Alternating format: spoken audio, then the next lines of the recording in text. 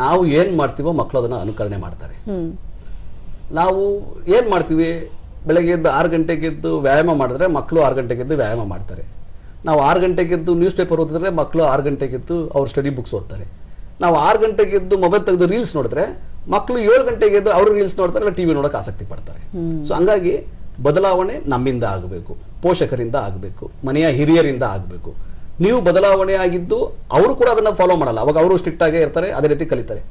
ಆ ತರ ಅಕಸ್ಮಾತ್ ಏನಾದ್ರು ಅವ್ರಿಗೆ ಒಂದು ಅಭ್ಯಾಸ ಆಗೋಗಿದೆ, ಅವ್ರು ದಿನ ಮೊಬೈಲ್ ನೋಡ್ತಾರೆ, ಟಿವಿ ನೋಡ್ತಾರೆ ಅನ್ನೋದಾದ್ರೆ ಏಕಾಏಕಿ ಬಿಡ್ಸಕ್ ಹೋಗ್ಬೇಡಿ. ಪ್ರತಿದಿನ 15 ನಿಮಿಷ ಕಡಿಮೆ ಮಾಡ್ಕೊಂಡ್ ಬನ್ನಿ. ನಾಳಿಗೂ ಮೊಬೈಲ್ ಕೊಡಿ, ಅರ್ಧ ಗಂಟೆ ಮಾತ್ರ ನೋಡ್ಲಿಕ್ಕೆ ಅವಕಾಶ ಕೊಡಿ. ನಾಡ್ದು ಮೊಬೈಲ್ ಕೊಡಿ, ಅರ್ಧ ಗಂಟೆ ಮಾತ್ರ ನೋಡ್ಲಿಕ್ಕೆ ಅವಕಾಶ ಕೊಡಿ. ಅದೇ ರೀತಿ 1 ತಿಂಗಳು ಹೋಗೋವರೆಗೂ 1 ನಿಮಿಷ ಕಡಿಮೆ ಮಾಡ್ಕೊಂಡು ಬಂದು 0 ಬಂದ್ಬಿಡ್ತದೆ. 30 ದಿನಕ್ಕೆ 30 ನಿಮಿಷ ಕಡಿಮೆ ಮಾಡ್ಕೊಂಡ್ ಬಂದ್ರು, 1 ನಿಮಿಷ ಕಡಿಮೆ ಮಾಡ್ಕೊಂಡ್ ಬಂದ್ರು 0 ಬರುತ್ತೆ. ಹಂಗೆ ಆ ಅಭ್ಯಾಸವನ್ನ ಬಿಡಿಸಬಹುದು. ಆದರೆ ಮನೆಯ ವಸ್ತುಸ್ಥಿತಿ ಏನಿದೆ ಮಕ್ಕಳಿಗೆ ಮನವರಿಕೆ ಮಾಡ್ಕೊಳ್ಬೇಕು. ನೀವು ಕಷ್ಟಪಡ್ತಿರ್ತೀರಿ, ಮಕ್ಕಳನ್ನ ಎಂಜಾಯ್ ಮಾಡಲಿ ಅಂತ ಹೇಳಿ ಬಿಡುವಂಥದ್ದು ತಪ್ಪು ಮಾಹಿತಿ ಆಗುತ್ತೆ. ನಿಮ್ಮ ಮನೆಯಲ್ಲಿ ಯಾವುದೇ ರೀತಿಯಾದಂತಹ ವಾತಾವರಣ ಇದ್ರು ಮಗುಗೆ ಪ್ರೋತ್ಸಾಹ ಮಾಡೋದನ್ನ, ನೀವು ಸಕಾರಾತ್ಮಕ ಮನೋಭಾವನೆ ಇಟ್ಕೊಳ್ಳೋದನ್ನ ನೀವು ಬಿಡಬಾರ್ದು. ಮಕ್ಕಳಿಗೆ ಪ್ರೋತ್ಸಾಹ ಮಾಡಬೇಕು. ಅವ್ರಿಗೂ ಮನವರಿಕೆ ಆದ್ರೆ ಮನೆ ಯಾವ ರೀತಿಯ ಆರ್ಥಿಕ ಪರಿಸ್ಥಿತಿ ಇದ್ರೂ ಕೂಡ ಅದಕ್ಕೆ ತಕ್ಕಂತೆ ಅವರು ಕೂಡ ಶ್ರಮ ಹಾಕೋದು, ಪ್ರಯತ್ನ ಮಾಡೋದನ್ನ ಮಾಡ್ತಾರೆ. ಈಗ ಅವರು ಇಲ್ಲ ಲಕ್ಸುರಿ ಕೇಳ್ತಾರೆ, ನಮ್ಮ ಸ್ನೇಹಿತರೆಲ್ಲ ಟೂರ್ ಹೋಗ್ತಾ ಇದ್ದಾರೆ ನಮಗೂ ಕಳ್ಸಿ ಅಂತ ಕೇಳ್ತಾರೆ. ನೀವು ಯಾವಾಗ್ಲೂ ಅಂದ್ರೆ ನೀವು ಶೋ ಮಾಡ್ತಿರ್ತೀರ, ಕಷ್ಟ ಮನೇಲಿ ಏನಿದೆ ಅಂತ ಗೊತ್ತಾಗೋದಿಲ್ಲ ಮಕ್ಕಳಿಗೆ. ಸೊ ಅದಕ್ಕಾಗಿ ಏನ್ ವಸ್ತುಸ್ಥಿತಿ ಇದೆ ಅದನ್ನ ಅವ್ರು ಮನವರಿಕೆ ಮಾಡಿಕೊಟ್ಟು ಅದಕ್ಕೆ ಏನ್ ಪೂರಕವಾಗಿ ಅವರು ಓದ್ಲಿಕ್ಕೆ ಶ್ರಮ ಹಾಕ್ಬೇಕು ಅಥವಾ ಅವ್ರು ಕೆಲಸ ಮಾಡ್ಲಿಕ್ಕೆ ಶ್ರಮ ಹಾಕ್ಬೇಕು ಅದನ್ನ ಮಾಡಿಸ್ಬೇಕಾಗತ್ತೆ. ಕೆಲವರಿಗೆ SLC ಆದ್ಮೇಲೆ ಮುಂದಕ್ಕೆ ಓದಕ್ಕಾಗಲ್ಲ, ಮನೆಯ ಆರ್ಥಿಕ ಪರಿಸ್ಥಿತಿ ಬಹಳ ಹದಗೆಟ್ಟಿರ್ತದೆ, ಮನೇಲಿ ಯಾರು ಹಿರಿಯರು ಇರ್ತಾರೆ, ಅವ್ರಿಗೆ ವೈದ್ಯಕೀಯ ವೆಚ್ಚ ಇರ್ತದೆ. ಸೊ ಮನೆ ನಿರ್ವಹಣೆಗೆ ಹಣಕಾಸಿನ ಮುಗ್ಗಟ್ಟಿರ್ತದೆ. ಅಂತ ಸಮಯದಲ್ಲಿ ಅವರು ಕೆಲ್ಸಕ್ಕೆ ಹೋಗ್ಬೇಕಾಗ್ತದೆ. ಮಕ್ಕಳು ಕೆಲ್ಸಕ್ಕೂ ಹೋಗ್ಕೊಂಡು ಕಂಪ್ಯೂಟರ್ ಕೋರ್ಸ್ಗಳು ಮಾಡ್ಕೋಬಹುದು. ಈ national skill qualifying frame work ಅಂತ ಇದೆ. ಅದ್ರ ಪ್ರಕಾರ ಏನಂದ್ರೆ ಒಂದು 6 ತಿಂಗಳು 1 ವರ್ಷ ಓದಿದವರು ಆ ಸ್ಕಿಲ್ ಫ್ರೀಯಾಗಿ ಕಲ್ಸ್ಕೊಡ್ತಾರೆ. ತದನಂತರ ಅವ್ರು ಲ್ಯಾಟರಲ್ ಎಂಟ್ರಿ ಆಗ್ಬಹುದು ಡಿಪ್ಲೊಮಾಗೆ, 1 ಇಯರ್ ಕಡಿಮೆ ಆಗುತ್ತೆ.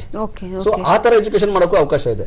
ಆ ತರ ಯಾರಿಗೆ ಆರ್ಥಿಕ ಮುಗ್ಗಟ್ಟಿದೆ ಅವರು ಈ ರೀತಿಯ ಕೋರ್ಸ್ಗಳನ್ನ ಮಾಡಿ, ಅದು NSDC ಮತ್ತೆ KSDC ಅವರು ಟ್ರೈನಿಂಗ್ ಕೊಡ್ತಾರೆ. ನೀವು NSDC ಪೋರ್ಟಲ್ ಅಲ್ಲಿ ಚೆಕ್ ಮಾಡಬಹುದು, KSDC ಪೋರ್ಟಲ್ ಅಲ್ಲೂ ಚೆಕ್ ಮಾಡಬಹುದು. ಚೆಕ್ ಮಾಡಿ ನೀವು ಮಕ್ಕಳನ್ನ ಕುಟುಂಬದ ಒಳಗಡೆ ಇನ್ವಾಲ್ವ್ ಮಾಡ್ಕೊಬೇಕು. ಪರಿಸ್ಥಿತಿ ನಿರ್ವಹಣೆ ಮಾಡೋದು ಹೆಂಗೆ ಅದನ್ನ ಹೇಳ್ಕೊಡ್ಬೇಕು, ಮನವರಿಕೆ ಮಾಡ್ಕೊಡ್ಬೇಕು. ಆಗ ಮಕ್ಕಳು ಕೂಡ ಹಠ ಮಾಡೋದಿಲ್ಲ, ತಂದೆ ತಾಯಿಗಳಿಗೆ ಪೂರಕವಾಗಿ ಕೆಲಸ ಮಾಡ್ತಾರೆ.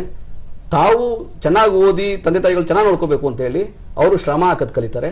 ಹಾಗಾಗಿ ತಂದೆ ತಾಯಿ ಮಕ್ಕಳ ಜೊತೆಗೆ ಸಂವಾದ ಮಾಡುವಂಥದ್ದು, ಚರ್ಚೆ ಮಾಡೋದು, ಮನವರಿಕೆ ಮಾಡ್ಕೊಡೋದು ಮತ್ತೆ ಪ್ರೋತ್ಸಾಹ ಮಾಡೋದನ್ನ ತಾವು ಮಾಡಿದ್ರೆ ಮಕ್ಕಳು ಕಲಿತಾರೆ. ಅದರ್ವೈಸ್ ನಾವೇ ಇಂಡಿಸಿಪ್ಲಿನ್ ಇದ್ದು ಮಕ್ಕಳು ಡಿಸಿಪ್ಲಿನ್ ಆಗಿದೆ ಅಂದ್ರೆ ಖಂಡಿತವಾಗಿ ಮಕ್ಕಳು ಡಿಸಿಪ್ಲಿನ್ ಆಗಿರೋದಿಲ್ಲ, ಮಕ್ಕಳು ಕಲಿಗೆ ಸಾಧ್ಯ ಆಗಲ್ಲ. ಮಕ್ಕಳು ಏನ್ ನೋಡ್ತಾರೋ ಅದನ್ನ ಕಲಿತಾರೆ.